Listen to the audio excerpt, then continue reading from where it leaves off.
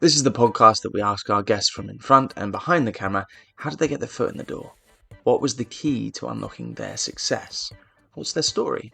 Matthew Goode is a national treasure, an Emmy-nominated actor you may know from The Crown, Downton Abbey, or perhaps for his incredible performances in Watchmen and The Offer.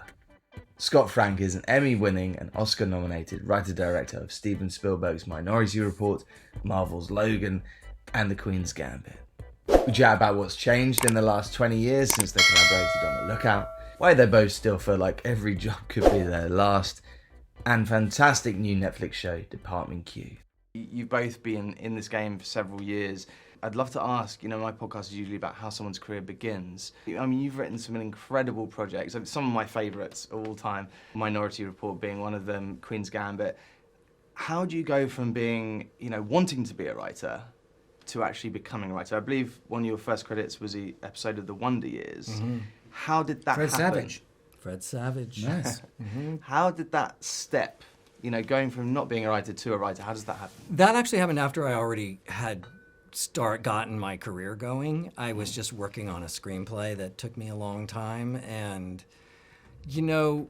my trajectory is not particularly interesting. It's more what happened after I got in that was really interesting, and the people I met and who shaped my career and helped me and so on. But I didn't go to a fancy film school, and when I moved to Los Angeles, I did research for a company for a little while, but then I was a bartender, and I'd written Little Man Tate in college, and I was just rewriting it, and eventually I got it to someone who knew someone who knew someone, and then I had an agent, and the agent, my very first agent who left to do a different job, but this man, Bill Unger,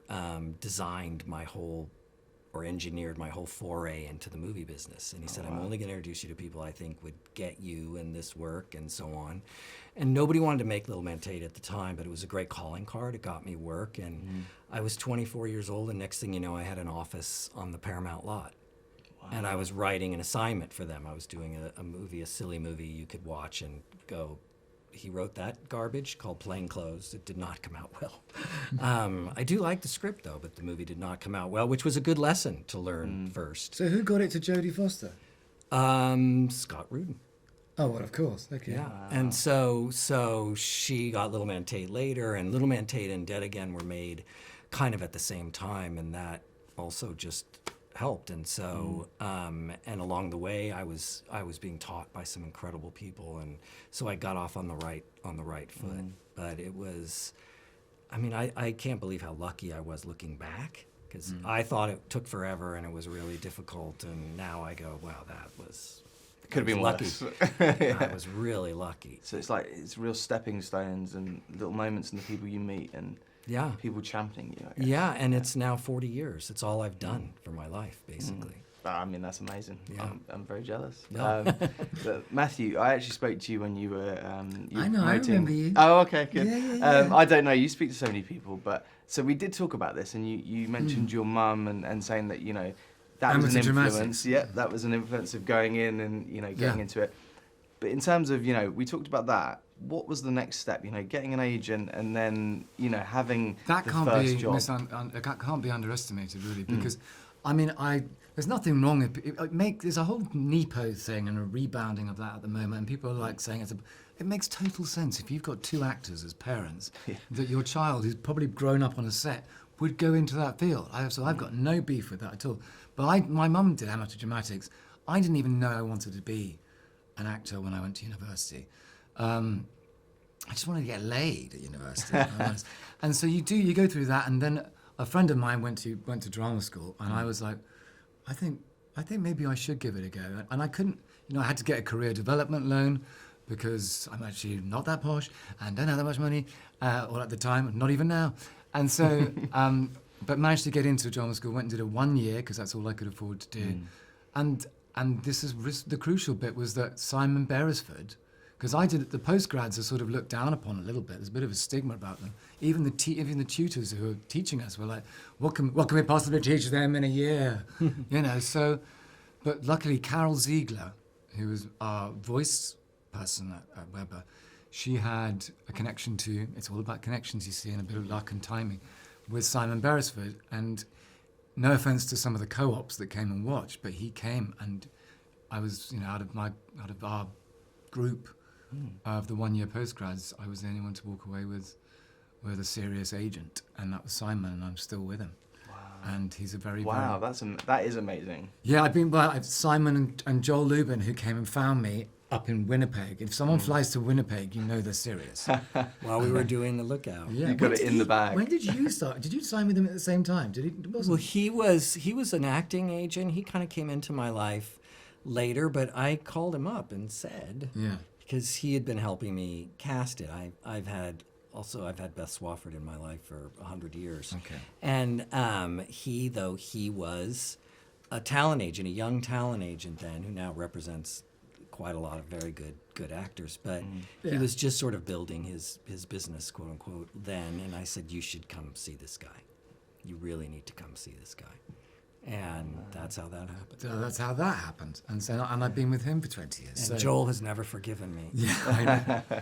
Still stuck. So that's it, and then everything else is slightly out of your control. As I said, it's that river thing. It's like, because you sort, opportunities will come eventually if you're lucky, but you don't know if you're going to get a Paul Thomas Anderson film, which that didn't happen to me and hasn't. It will.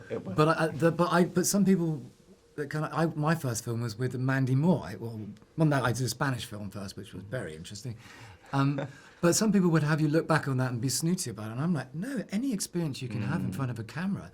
And I should be so lucky. I went and did a film in Prague, and it travelled around Europe with she was quite a big sort of little movie star at the time. So it was great. And Jeremy Piven and Annabella Sciorra, you can't sort of buy that. Oh, wow, I remember that. So just enjoy it.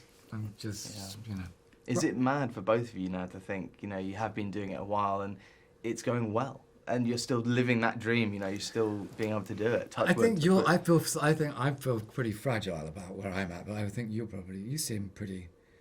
I mean, I don't know. I mean, you're always fragile. You just get used to it. That blows my mind that you're you guys always, are still like, no, you always wonder you're one step away from extinction, not doing it anymore.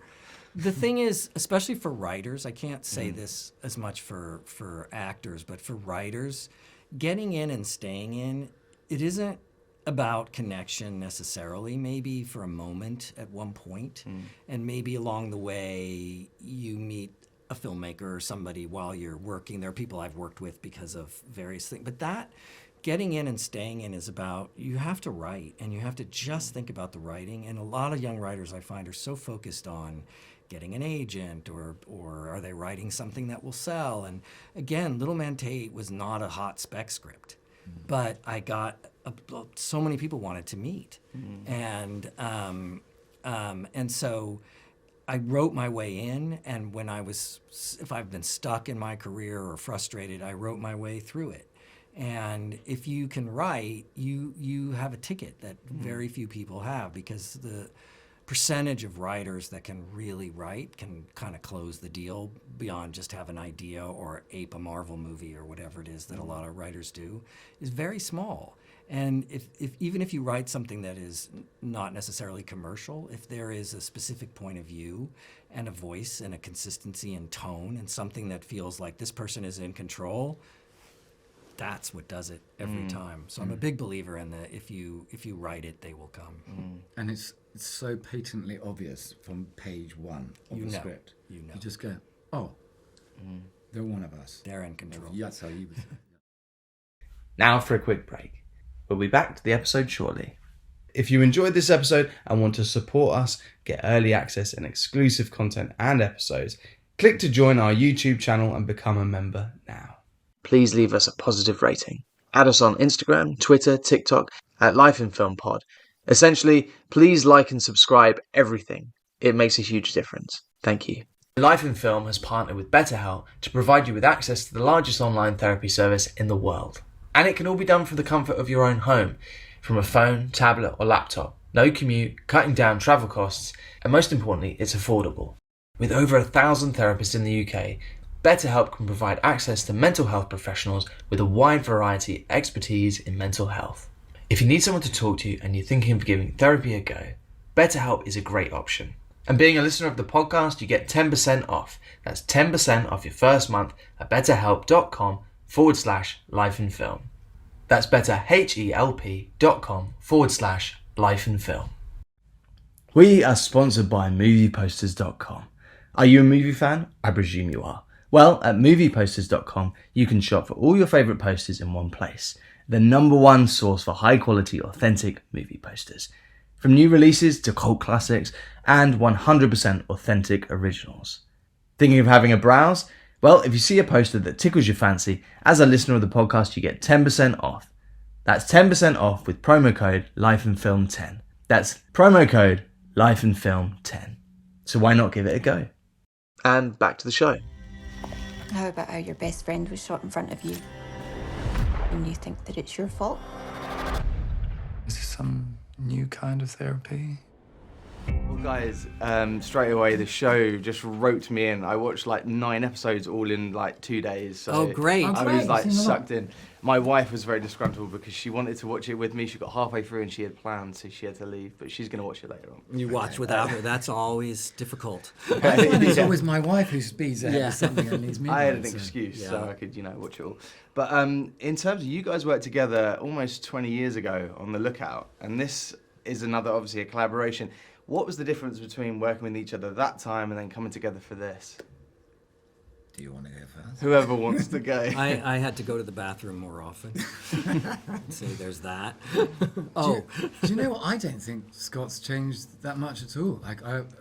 His writing maybe has even gotten even better if that's possible. But it's still the same sort of approach, and like he makes a set an extremely fun place to be, even when we're under pressure and under the cosh, and there's a lot of humour and he can beat me up when he wants to, and I'm I just jump. I'm a monkey and I do what he wants. I would say I'm probably a little more calm than I was 20 years ago. But I mean, I don't know what the change is. I think, listen, I mean, obviously we're both older now and have very different lives now. You had no children, were not married, nothing then. Yeah. And so there's that. Life has sort of come into the equation in a way that's interesting, and you can have different conversations about the work that we might not have been able to have once upon a time, and it's grounded in a different way.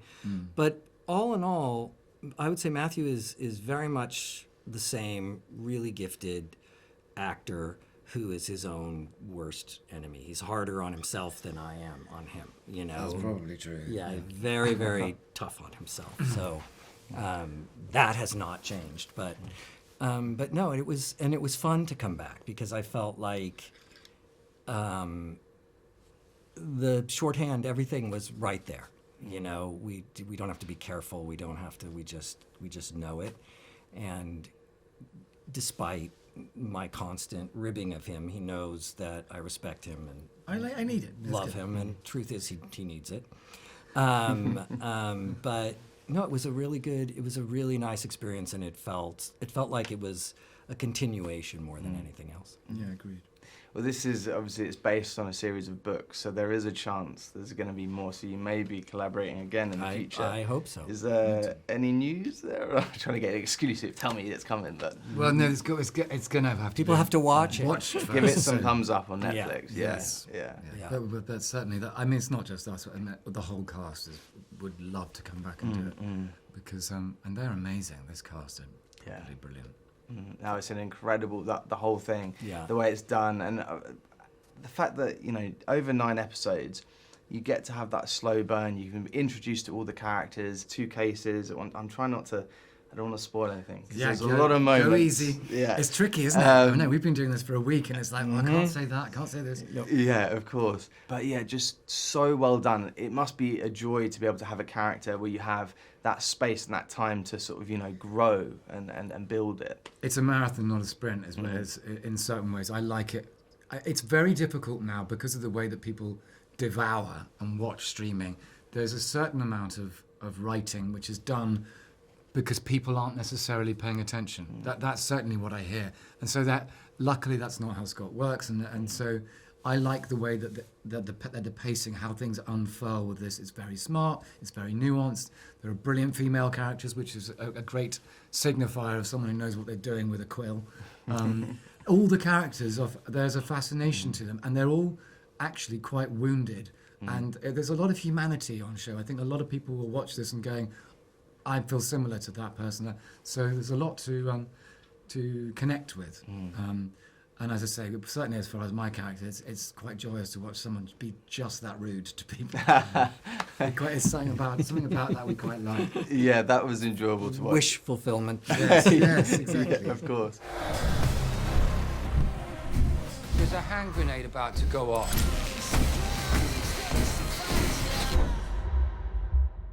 Just tell me why you think you're going to do any better. Because I'm doing it. Episode 1, straight away, there's a hook where you're like, what's going on here? Again, I don't want to give it away, but that's what, you get that hook and then it keeps pulling you in. And again, I'm not going to say anything about what happens, but it's very satisfying and really great ending. Because, sometimes you're watching a show and you think, this is great, I'm loving it. Can you stick the landing, please? And it can fall apart, but this was fantastic. Well, one of the reasons for that, Miles said, is that Scott is positively allergic to sentimentality. And so I think that's one of the things that's great about the script is that, particularly how some of us behave, is that, as you say, it ends to come to, we hope that it comes to a satisfying conclusion, but, we don't... What's my point? No one's hugging it out. Yeah, exactly. Yeah. Yes. And there's a lot of pain, but it's almost going towards. I think there's a lot of these characters are almost Chekhovian in a way. It's like there's a tragicomedy thing going on. Rose is a bit like Marcia and the Seagull in some ways. I can't quite put my finger on it, but they're great. And God bless you for those characters. If you enjoyed this episode and want to support us, get early access and exclusive content and episodes, click to join our YouTube channel and become a member now. Thank you to our guests Matthew and Scott, and Jenny at Organic Publicity. Thank you to our sponsors movieposters.com and Betterhelp. Get 10% off with our discount codes now.